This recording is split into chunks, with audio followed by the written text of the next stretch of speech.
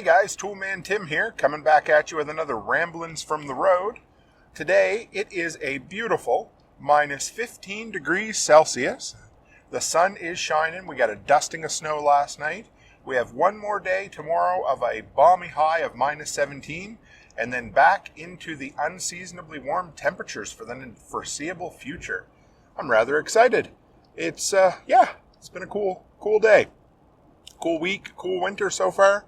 Had 2 months of snow, and I want to share with you guys a little story. First off, today we're going to talk about public speaking, putting together presentations, even putting together like a 1-hour podcast, just kind of my procedure for that, and hopefully you guys can pick up some tips from it. But before I do that, I want to share with you guys a story of a gentleman I met last evening, and it reminded me so much. Well, before I tell you what it reminded me of, I'm sure you guys will know, but let me share you the story. So I get a call. This happens quite often. If we have a rental available close to the end of the month, if somebody messages me or calls, normally I'll make time within 5 or 10 minutes to get over there because they're either in a bad way or they're looking for something or they need something. So the guy calls me and he said, "Hey, I'd like to see your apartment." And okay. I see the phone number shows up on my phone, and it's a Nova Scotia number. So I was almost going to let it go to voicemail. I thought, no, I'll answer it. And I did. I'm glad I did. So I go over there. I meet the gentleman, and we get talking, and the place looks really good for him. I'm still not 100% sure if he's going to rent it or what's going on, but it looks like he's going to. It looks like his boss is going to. So let me kind of explain the story. So he's from Nova Scotia. He has 3 kids and left them all behind in Nova Scotia. For you Americans out there, that would be like leaving your family in Maine and driving to North Dakota for work, roughly, or maybe even Washington State, something like that. And that's a long ways to leave your family behind. And he was struggling out east, like a lot of us did when I lived there, and it was time for him to get a new job. He's a truck driver, and he'd been out here for a long time, did really well, went back east and started struggling again, and that happens. I know about that. So he got a call one day, a cold call from a company who knew him from the past, and he went and answered the phone, and they said, "Hey, we'd love you to come out here and drive. Can you be here within a week?" And he's like, "Well, yeah, it was Tuesday." He said, I'll be there by Friday. And they, okay. So he thought he had everything put together and hops in his truck, and he makes the 5-day drive in just over 3. And he shows up on Friday, and he shows up, and they're like, "Yeah, we don't have a truck for you." And he's like, "Do you mean like just for the weekend until I was supposed to be here on Sunday or what?" And he goes, "Maybe." So he waited around a couple of days, slept in his truck the whole time. And come Sunday, they're like, "Yeah, we have no record of you supposed to work for us." So the guy that called him, that wanted to hire him, not even sure what happened, but the job went into the ether. It completely disappeared. And I can just imagine how sick to that dude's stomach he was, being 5,000 kilometers from home, showing up out here.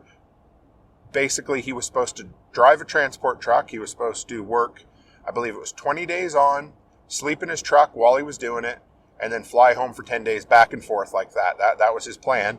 And eventually the family was probably going to move out here with him. Shows up, boom, nothing.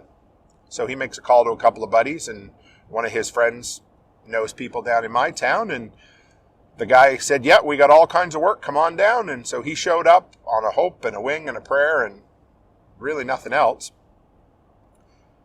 And we showed him the place, and we get talking, and he was pretty broken up over it because his boss that he was coming down here to see was like, "Yeah, you come on down." He said, "I will pay your deposit, your first month's rent for you. You can work that part off because I know you can't afford it right now." And the dude was just like, I feel a bit like a mooch. And I said, I understand, I get it, but I promise you, there are thousands upon thousands of people in this province with the exact same story you had.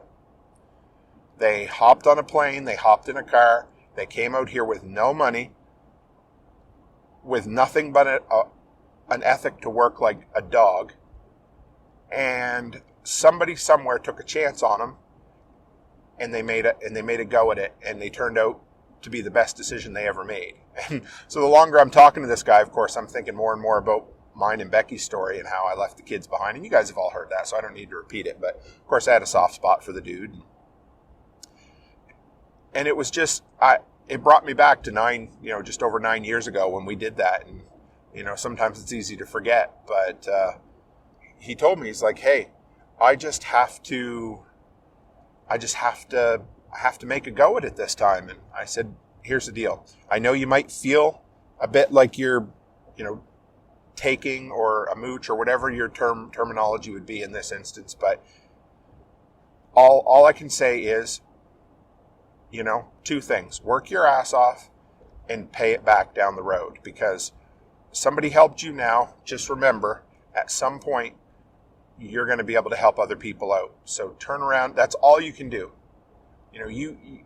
When it comes time to burn those bridges and burn the boats, or just take a leap of faith, you're going to need to rely on sometimes the generosity of somebody, because if you're in a bad enough way, there's no other way around it. And so, just do your best to turn around and help someone else and return it in kind. Teach somebody, if you get yourself into a good way financially, help someone else, give them a chance, and do it with the expectation that hopefully they'll return it someday. But if they don't make it, that's okay too.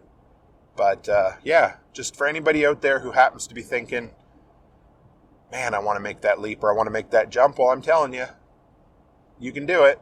There's going to be some hard bumps in the road along the way, but that was a good reminder for me. I liked hearing it. I liked meeting the guy. I liked shaking his hand, because it was just another one of those stories of people who got in a bad way and decided to do anything and everything they could to make it better for their family. So just remember that. So with that, guys, let's get into the meat of today's show. We're going to talk about, presenting, public speaking, putting together a script, the whole work. So I'll walk you through my process, because I'm getting ready to put together one for Living Free in Tennessee workshop right now, and then 2 presentations for the Thrivalist Fair in Addy, Washington. And this will kind of sound funny, or the topic of what a person is going to present on, or the topic you're going to speak about, is not that hard to come up with, because in my instance, I made a list on my phone here a few weeks ago just to refresh things. But basically, what are the topics you could get up and do a decent job of a presentation right now with almost zero prep? If I give you 5 minutes and said I need you to get up there and give a 15-minute presentation on whatever, what are the things you could talk about? And of course, for me, it'd be entrepreneurship. It would be home maintenance, tools, movies, which really isn't, be hard to make a presentation on, but prepping, fuel storage, those are a few for sure. And I'm sure there's a bunch more off the top of my head, but those, content creation, that's another one. So first off, make a list yourself so that okay, what are the things that I'm going to present on, or what are the things I'm going to talk about? So then, of course, when somebody contacts you, or you contact someone else wanting to speak at their event, or do a presentation for them, or at your local library, well, you already know, okay, these are the 4 or 5 topics that, I don't like to use the word expert on, but these are the 4 or 5 topics that someone would be willing to come and hear you present on, because you have a certain level of knowledge that other people don't have. How's that for talking around the subject? So for me, mine are home maintenance, entrepreneurship, content creation. Those are the 3 that I've been presenting on and tend to get a lot of traction on. So I know that. So when I was talking to this lady for the Thrivalist Fair, she said, I'd like you to present twice. I said, oh, I can do that, sure. And she said, would you be able to do one on starting your own business and the other one on self-reliance and independence in home maintenance?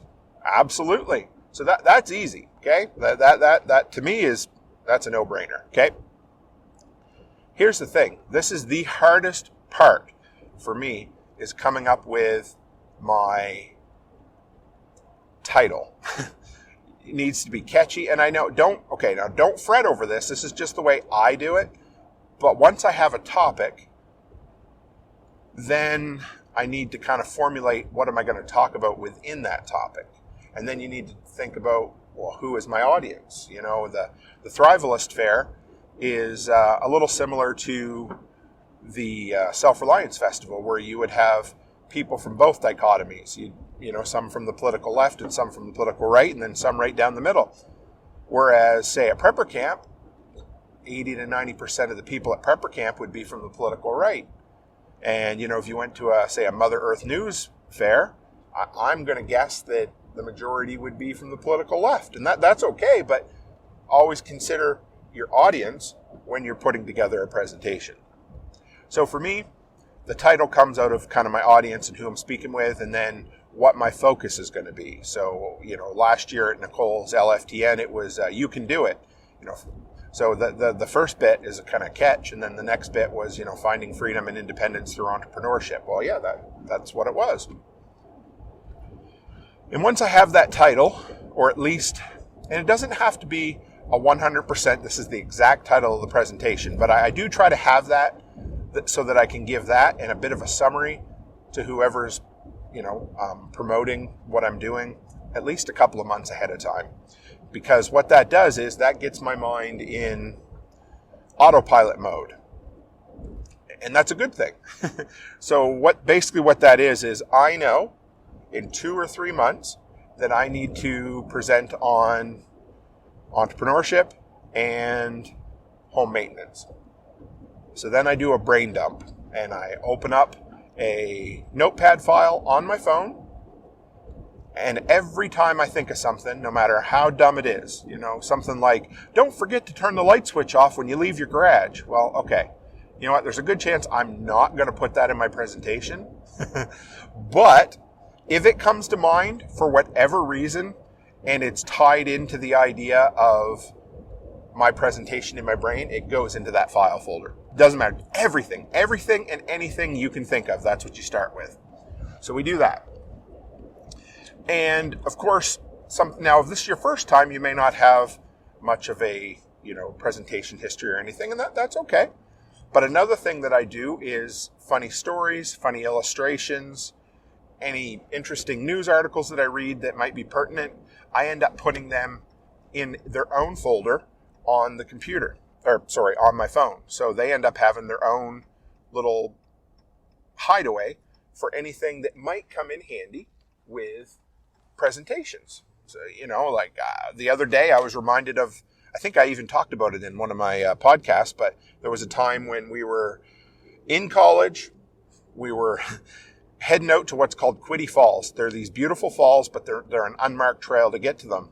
And we had 2 carloads worth of people, and we stopped where we thought the road was or where the trail was, and we all headed in the woods together, and we got, you know, maybe 500 feet off the highway and realized we were friggin' lost. We were just completely, didn't know where we were. And so we stopped and I said, okay, you guys stand here.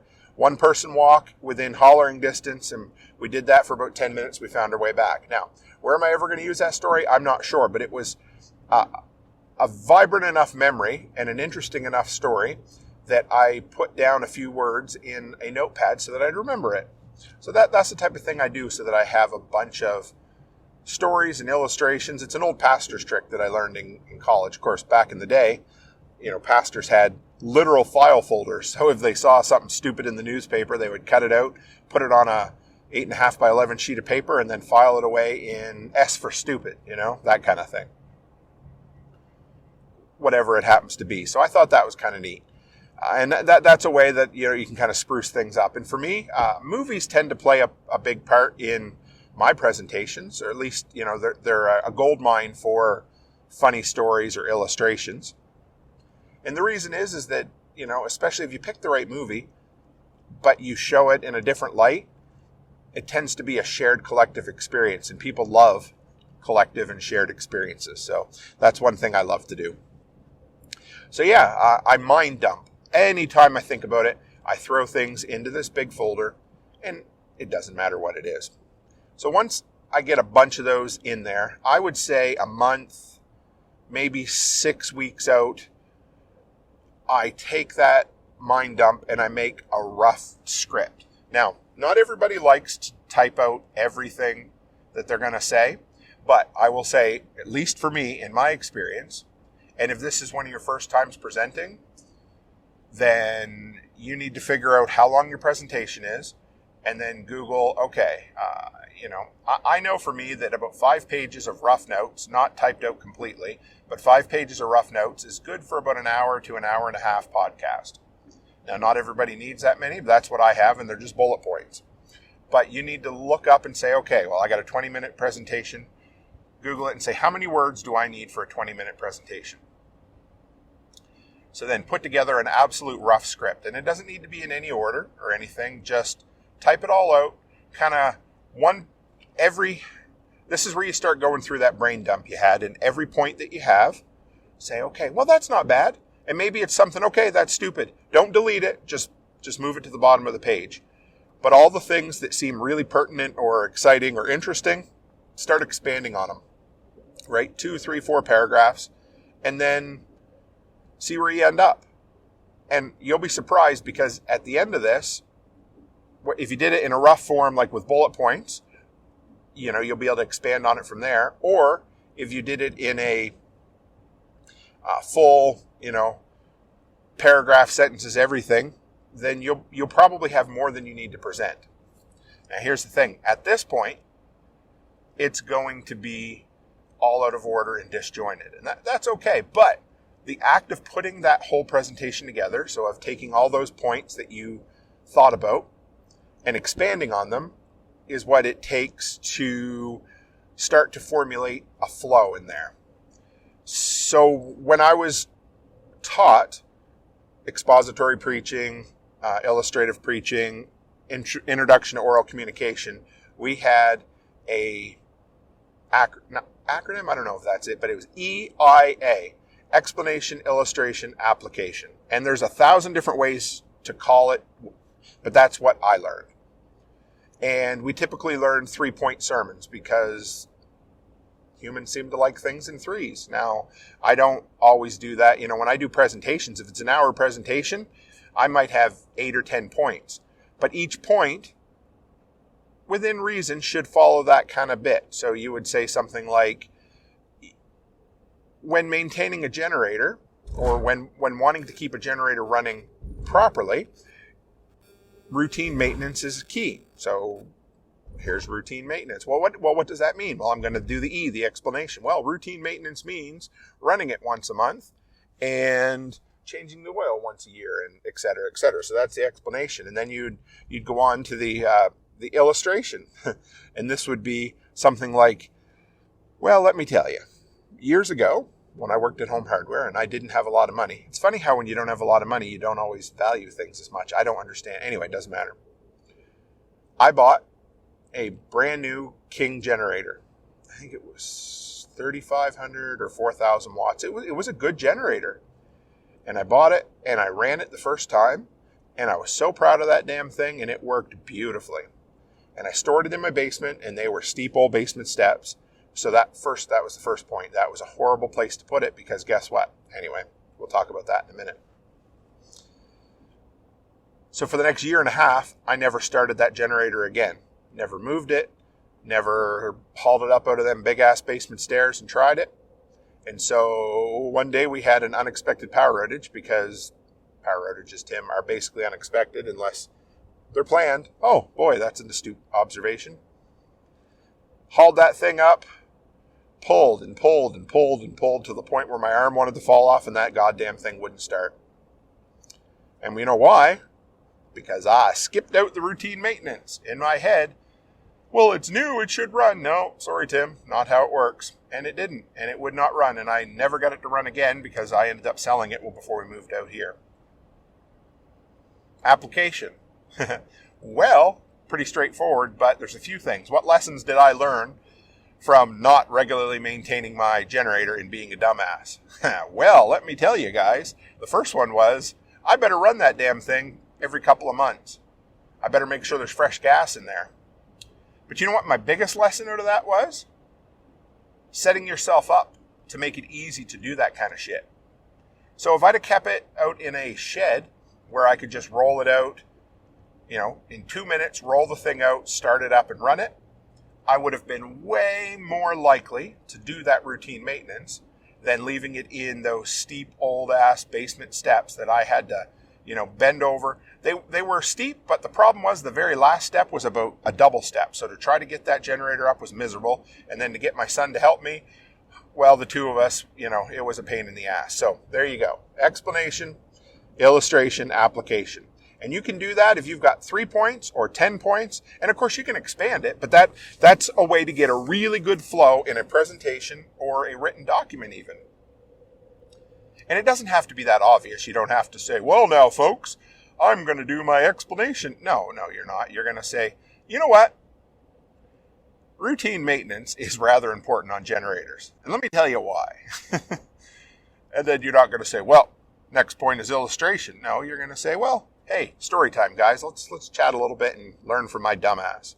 And then application, you're not going to say, well, all right, folks, now it's the application time. No, you're going to be like, what lesson do you think my dumbass learned? and we'll go from there, right? So, yeah.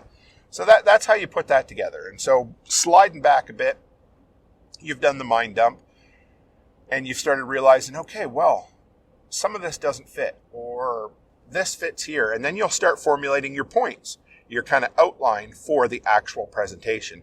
And as that outline comes together, that's where you'll realize, okay, well, this is point 1, 2, and 3 or 1, 2, 3, 4, 5.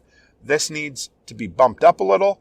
This needs to be cleared up a little bit, or this needs to be cut out altogether. Now, I don't ever delete anything. I always keep another notepad file open and I cut and paste into that notepad and I just leave it. I'll just put leftover notes, or I'll call it whatever. It'll basically be the title of the presentation, but eliminated stuff. It's kind of like what Stephen King always did with his, what do you call them, chest stories or whatever? Basically stories where he wrote them, he wasn't happy with them, and so he ended up turning him into, he'd throw him into a wooden chest and forget about him.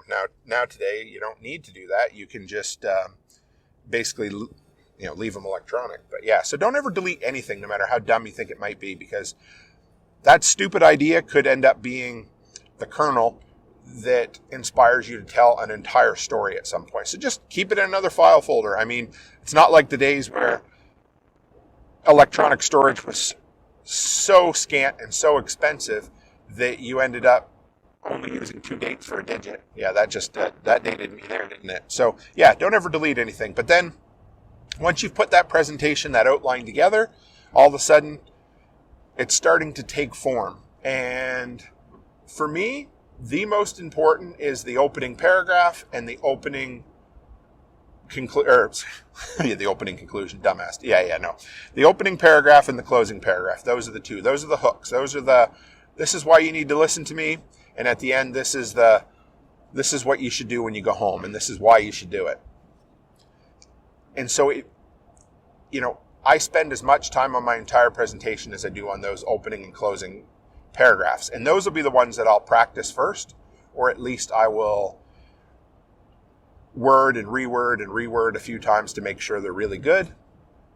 So once you have, now here's the thing, just because you write the entire presentation out doesn't mean you're going to take that entire presentation with you when you present or when you do a podcast. But especially early on, it's really important, in my opinion, to have that entire presentation out word for word so that you know what you're going to present. And actually, when I first started preaching and presenting, I did everything. I presented the entire thing from a word for word document. And that's all I did at first. And that was okay. That was cool. But eventually I was like, no, I want to get better. But the key is, if you want to be able to present from, memory or from just a few words on a piece of paper, that's the way to do it. So yeah, start with getting a full-on script, page for page, word for word, and then start reading that out loud. I mean, a month before, a week before, whatever it happens to be, however much time you have, make sure you read it once or twice a day, because that's when your brain starts saying, oh, this is making sense. And a lot of times you're not going to know how well a presentation works until the first time you hear it out loud. Now, in the past, I've tried to record myself practicing and then listening back to it. But even though I'm an auditory learner, that doesn't work for me for some reason. Just the sheer act of presenting it is all I need. Now, you may want to listen to it. You may want to hire someone else to listen to you do it. There were times that I was on the road and I would call up Becky and say, hey, hon, will you listen to my presentation over the phone? And she absolutely did. I'm sure she, was scrolling her phone and stuff while she was doing it, but it was a huge help just having somebody else listen and say, hey, hon, this works, this doesn't work, that kind of stuff. So from there, once you have read that presentation out loud a few times, you'll start to get the flow. You'll start to get the feel for how this presentation is going to come together. And then you can start turning it into an outline. So now you've done all the work you like. You've started with an outline. You've expanded to an entire script. Now you're going to cut it back to a bunch of memorable points. So if you think back to high school days or college days, we did this more in college for some reason. I'm not sure why. But we would try to make lists or, a word that each letter would represent a sentence, which rarely ever worked for me. But basically what you're doing is you're trying to passively memorize a paragraph or two at a time. But you don't want to be like, today, folks, we are going to learn about the benefits of having studded tires in the wintertime. No, you're not going to do that, because once you've got it in your brain, if you're reading it, it might feel that way. But if you've put that presentation together and then you start cutting it back to studded tires, that might be the only word on your page. So I get it down to an 8.5 by 11 sheet of paper on one side, and I'll fold it in half. So it's basically half a sheet of paper, and half of my notes will be on the top and half will be on the bottom. And the reason I do that is for time constraints, because once I've put a presentation in my brain, the first few times you read it, you're going to be like, wow, I was really fast. And then once it comes time to actually do it, it's probably going to take you longer than you think it will. I found that every single time. So that's the big reason why I have an outline with me. And I'll never go away from an outline, simply because two things. I need a clock and I need an outline so that it keeps me on pace for where I'm going. So yeah, you brain dump, you build an outline, you expand that outline, you write a script, you take that script, you practice that script a bunch of times, then you put it down to an outline. And here's the thing. Put it down to an outline before you're completely comfortable with presenting from the script. Because if you wait until you think, I've got it figured out, I can present from a script now, you're going to end up practicing way too much. I find 5 to 7 times practicing altogether from script to outline is enough. Because the first time you present from an outline, you're probably going to be a little bit short. And even though you're doing it in a hotel room or in your basement or in your office, you're going to feel like, I can't remember everything. And don't be afraid to stop and look at the overall script when you're practicing your outline presentation, because it's okay to refresh your memory. That's when you're doing it, because that act of doing it will actually put that in your brain. So then the first time you're going to present from the outline, you're going to feel lost. You're going to need to refresh. By the second time, it's going to get a little better. By the third time, I tend to present from an outline in practice 3 or 4 times, and that tends to be fresh enough that I don't feel like it's stale, but it's also embedded in my memory enough that I know I can get up and present at that time. So that's kind of the process. And then, of course, make sure you record that presentation the day you do it. If for no other reason, if you're a content creator, hell yeah, make sure ahead of time, when I'm talking to an event place that wants me to speak, there's a few questions I ask. And one of them is, are you okay with me recording my presentation and putting it online? And it would have to be a pretty big event or a pretty sweet deal where I would agree to do a presentation that I couldn't share later on, because for me, that's part of what I do. And I know people were like, well, yeah, but we're paying to come and see it. Yeah. You know, when you go to an event, you're paying for the experience of seeing someone in person and conversing in person. And those are important things. And it's not the same as being able to hear it online. But for me, that's important. I like to have my content. And also, and if they say, well, you can't put it online, we'll say, okay, I would like to record it for myself. And if they say no to that, then that's a deal breaker for me. But I want to be able to rewatch it and see how I did. Because to me, that's one of the biggest things I do in a year is a live presentation. And when I do that, it's a big deal to me. And I want to be able to look back and, you know, I started downloading some of my, actually, the very first tool review videos I've ever done. I was downloading them because I wanted to cut them up into 1-minute shorts for TikTok and Amazon. And I'm downloading these and I'm listening to them and I'm like, how the hell? I can't even cut those down. They're so bad. So some of these I got to refilm. So that's why it's fun to see where you've came from. So record that stuff. You know, make sure you have somebody in the audience that will record for you, or do what I do and just bring a tripod in my phone. And the audio is good enough. You know, it's not going to be perfect, but you will be happy with the quality. And in my opinion, I'm just dead happy to be able to bring that home with me. That, to me, that's part of celebrating my accomplishment. And you should too. Find a way to do that. But for me, recording it is important. So yeah. Another question I ask when I'm talking to them is, what's the audience like? You know, well, okay, how big of a crowd do you expect? And that doesn't matter. At prepper camp, I presented to, I don't know, probably the biggest night was 60 and the smallest night was like 7. So you're going to present the same, but it's just good to know how big the crowd's going to be. It's good to know indoor, outdoor, what kind of sound they're going to have, what the weather's like. And most importantly, who is their core, or who is their ideal customer that they're looking to attract, or their ideal, event planner person. Because, truth is truth, no matter where, no matter where or how you present it. Truth is always a truth. But depending on the audience that you're presenting to, you're going to formulate that truth in a whole lot of different ways. Marshall McLuhan always said the medium is the message. In other words, people aren't going to get the message unless it's presented in the proper medium. And that's how it goes too, you're going to present different to a group of I'm not even going to attempt to present to Gen Zs, I don't think, but you would present different to a group of Gen Zs than you would to a group of boomers, right? Just simple as that.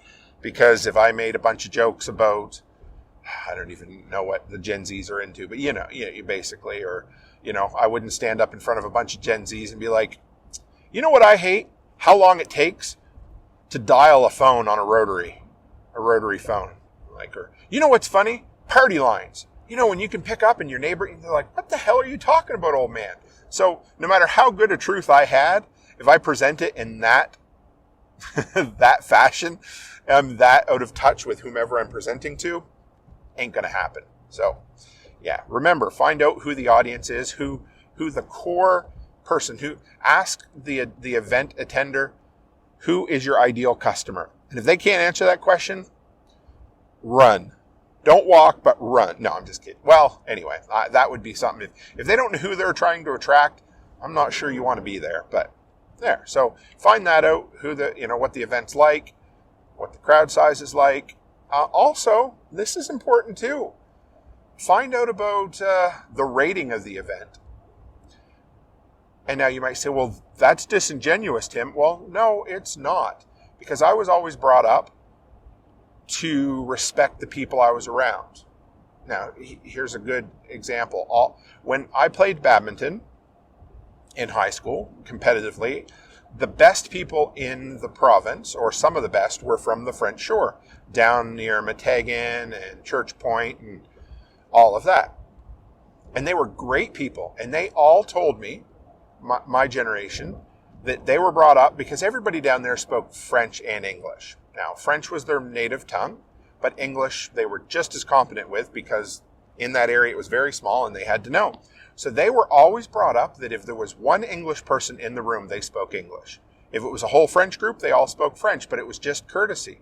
You know, if I'm around my mom and dad, they don't swear, so I tend to cool my swearing down. So when you're going to an event, now you guys know that I can cuss like a sailor, and that's okay. But you need to find out about these events ahead of time, like what is the expected rating? Are there going to be kids there?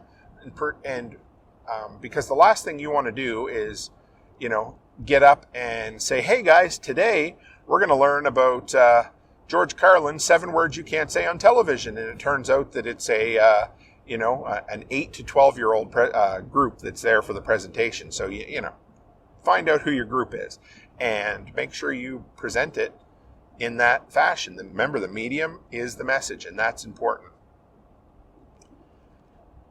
And then afterwards, you know, hang on to it. For me, I try to hang on to that 1 page of notes, because by the time I'm done doing all my presenting and my practicing, there's a bunch of handwritten notes on there. The pages get creased, they get a little bit dirty.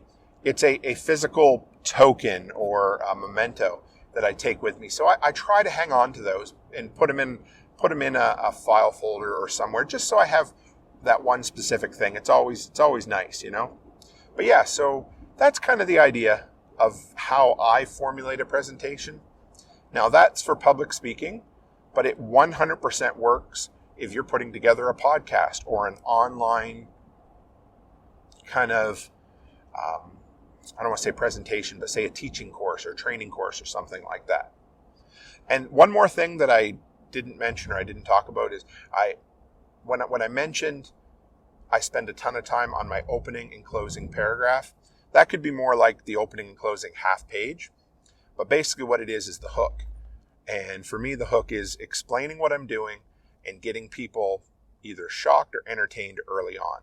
And that's where I try to find, you know, the certain scene from a movie that everybody can relate to, or a certain really embarrassing story. But when you're spending a lot of time on that, on the opening and closing hook, you'll find it. You'll know that thing that's going to work perfectly for you once it just takes some time. So feel free to throw the baby out with the bathwater and start over. I've done that. I can't remember which one it was. I think it was my self-reliance. Yeah, it was. So my self-reliance festival presentation, I had the entire thing outlined out and basically turned into a script. And at the end, I was basically unhappy with it, almost completely unhappy with it. And that kind of sucked because I was only a couple of weeks away from hopping in the car, driving, 4,000 kilometers to prepper camp. And I knew I only had a week between prepper camp and self-reliance festival. So I scrapped the whole thing and I rewrote a whole new script from scratch and started over. And you know what? I saved that other presentation. And come to think of it, I need to revisit that. But anyway, that's something for another day. So yeah, don't ever delete anything. Don't ever throw it away because, yeah, you never know when it's going to come back and work for you.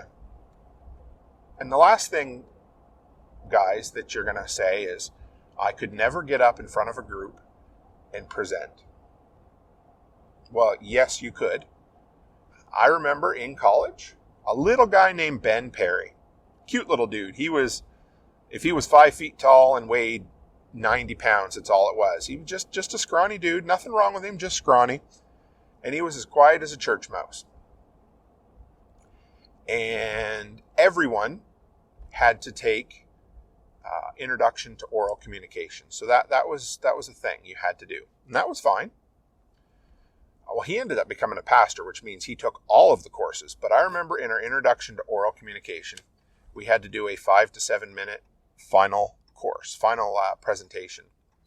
And he did one on his cat. I don't know if it was Mittens or what the name of the cat was, but it was on his cat. And it was pretty cool.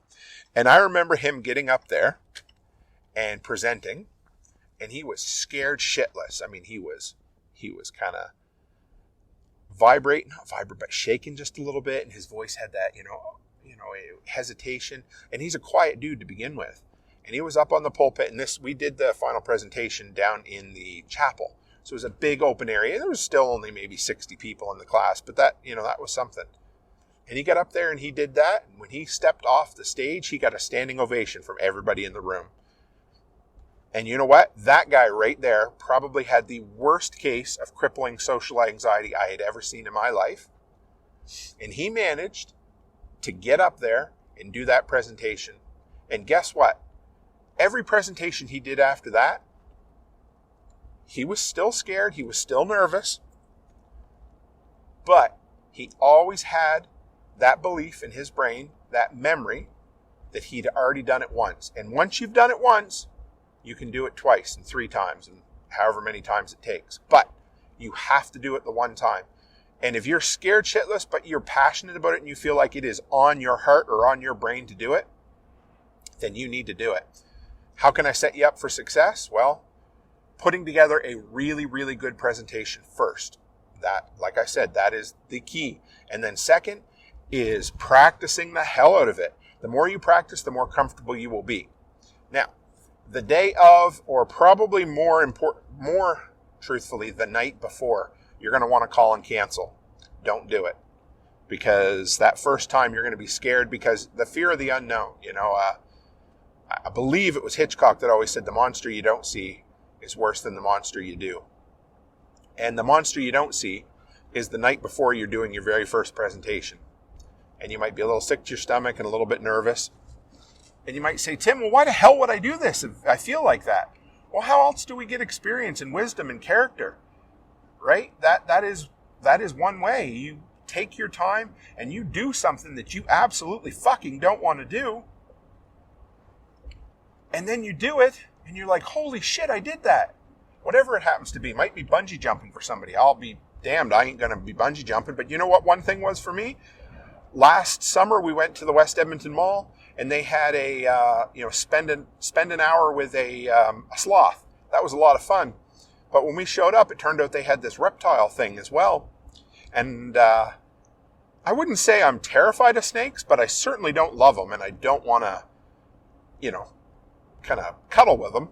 Well, I got talking to the guy, and he's like, hey, Tim, I think you should hold this snake. And I'm like, okay. And I did, and I petted him. And, I still don't love snakes, but guess what? I know that I grabbed this great big snake and held on to it for quite some time, and I didn't pass out from fright or fear, or I didn't shit my pants or anything. So doing things that you don't want to do gives you more control over your own life. Every time you think, I'm getting ready to build a business, I don't want to call this person, I don't want to call that person because I just don't want to do cold calls. I hate doing cold calls. Well, do it. If you don't want to do something, that's when you do it. And I'm speaking from experience and I'm preaching to myself because I'm really bad at that. I will put something off that I don't want to do because I feel like I can't do it. But I've gotten better at it. So that's what you do, guys. And you say, well, I just can't. I'm scared to death. Well, yeah, so is everybody. Nothing's going to happen when you get up there and speak. Well, hopefully something happens. Hopefully people are moved and inspired to follow whatever advice you give them. But when it comes down to it, that's the only way to do it. And I don't care how many YouTube videos you watch. I mean, when Mom did not want to come out east or out west last year. We paid for their flights and we said, Mom, you're coming. And she said, I can't. I'm scared to death. I don't want to come. I said, well, it's okay, but you'll come. She watched all the videos in the world on YouTube about preparing to fly. And, it helped maybe 10%. But honestly, what really helped, the only thing that helped was getting up that morning, hopping on that flight and flying out west. And then flying back and getting a little bit of turbulence and being like, okay, it wasn't fun, but it was fine. And so by that point, she had the experience and now she'll always have it. So remember that. Whatever it is, if it's something that you're absolutely scared of, find a way to ease that tension a bit and then just get up there and do it. Because even if you only ever do it once, you conquered your fear that one time. So that's it, guys. I hope you enjoyed that. I actually got up on my hobby horse and did a little preaching there for a bit. Haven't done that in a long time, so I really hope you enjoyed that. This was 100% off the cuff with 0 notes. I usually try to have 7 or 8 bullet points to give you from a notepad when I'm even doing ramblings from the road, but I didn't even do that this morning. So 45 minutes ain't too shabby. So guys, I hope you enjoy your day. I'm not exactly sure what day this episode will come out yet. It may be this Saturday or it could be 3 weeks from now. I may even record a second one on the way back, but I'm almost to Lloydminster. So guys, as always, stay happy, stay healthy, and have a great week.